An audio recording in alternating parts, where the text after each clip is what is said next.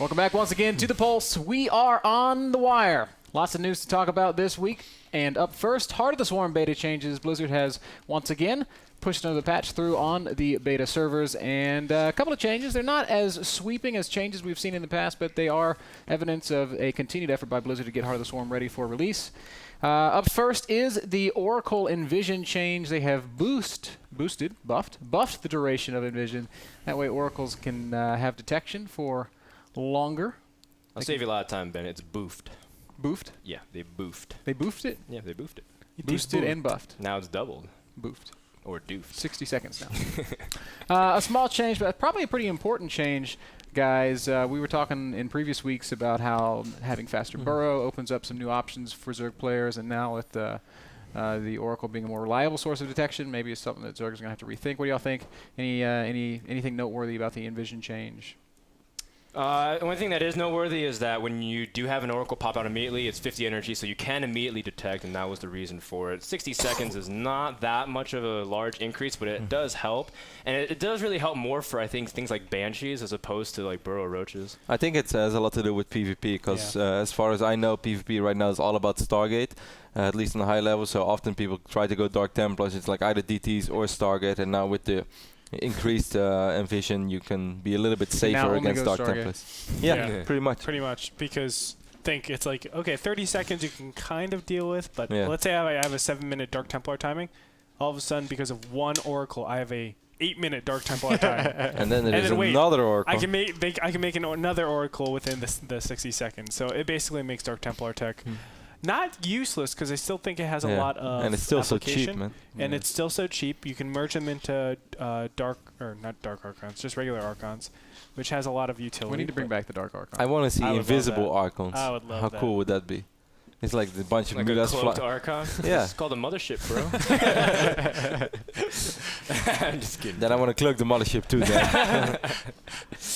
I still think that DTs underneath the mothership should be revealed, because two negative forces. Yeah, so it's like if you cloak a cloaked unit, it reveals it. Or it double cloaks, so you need 2 observers. We thought about that too. It's a deeper level, man. It's a Silva Light method 10, for you. 9, 8, deeper and deeper now. Deeper and deeper. Going deeper. Another small change on the beta servers. The Widow Mine getting another buff. Doing bonus damage versus shields now. The implication here is that Stalkers will now die in a single shot versus requiring extras. As you can see there in the video, the splash damage will not kill the extra Stalkers, but a single Widow Mine will kill a single Stalker, and this, of course, does give that Widow Mine opening a lot more merit in turn versus Protoss. Something that's a lot more important, it one-shots Oracles now. Yeah. Oracles have exactly 160 health. 0 armor, so they die in one shot. I think that's the most important thing, because Blizzard was saying, hey, Whiterun needs to be nerfed. It also one-shots mothership cores as well, No, which is really no, that's a misconception. Mothership cores do not die in one shot. A lot of people on the forums are posting about that. Well, sorry, my bad. It's okay, Dan. Okay. We all make mistakes sometimes.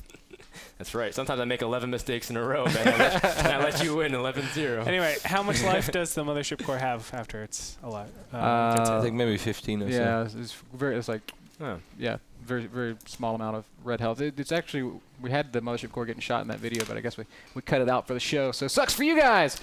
Overlord Speed now available on Hatchery Tech. Zerg players will be able to research that extra scouting tool before getting their lair, and I've got to say that I'm not that impressed with it. I wasn't having any real issues with scouting. Maybe in some capacity, on some level, it's hard somewhere for somebody to scout something, but Overlord's already kind of fast, given the buff that we got back in Wings of Liberty. They are super fast. I mean, it's like VTech. It's like Fast and Furious Overlord Edition. It is, man. Honestly, I don't know where or what matchup this would affect. This is 100 investment that you have to go into the Overlord. So are you really going to do that, or just get your lair a little bit earlier and then get an make an Overseer? Yeah, it's like... You can also drop changelings and see invisible stuff. Exactly. So I feel like this is really negligible. If you want to make this anywhere useful, you have to drop it to 50-50. Yeah, I was feeling the same way. It's just way too expensive right now to do it on hatchery tech. But at the same time, it's also not something that feels like necessary at all. No. Like, I really don't get the change. I guess it's cool that Blizzard's trying to stay in front of stuff. I am positive that we're going to see very new one-base all-ins, especially in TVZ. From Heart of the Storm. Overlord Speed. No, well, no. One base all-ins from Terran involving like Mass Marauder, Hellbat, or something like that. We're gonna see stuff back. Okay.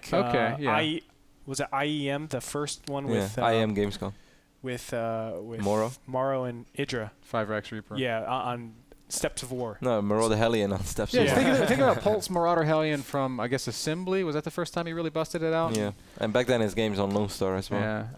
Marauder Hellbat sounds So I much feel more like ridiculous. Overlord Speed might be useful in those type of situations, but Metagame's got 100 is way too expensive. That is off of 2 gas. That's still a very long time. Infestors have been nerfed again. The projectile speed reduced from 15 down to 12. Blizzard has taken a pretty hard line on the Infestor in Heart of the Swarm. They say we do not want it to be the metagame deciding unit that it has been in Wings of Liberty, and we're going to continue to nerf it and nerf it and nerf it until we feel like it's in a place that Zerg players don't want to only make Infestors. I'm actually okay with this. If we look at the Heart of the Swarm show matches from IM Brazil recently, Killer made a lot of Infestors, and he did very well with them. So we can see that there's still a very strong unit, even with the projectile speed being down further and it being easier to dodge. There's still going to be a strong unit, but frankly, I like that we're moving away from Mass Infestor because that sort of Turtle Brood Lord style of Zerg, I just don't like it. And it's not just that. I think now in general the Infested just becomes a more exciting unit because now we can actually say, and it will mean something, amazing fungals if they hit him.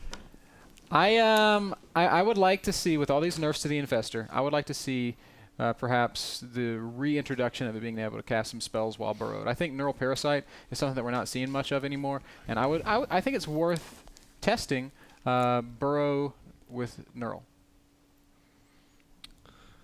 Yeah, about that, but I don't know. I think let's call it a working order. I think he's onto something. Neural should also have 22 range like the Tempest. So Yes, that he can yes, and maybe And work together with the Spore Cannon that shoots payments, right, Ben?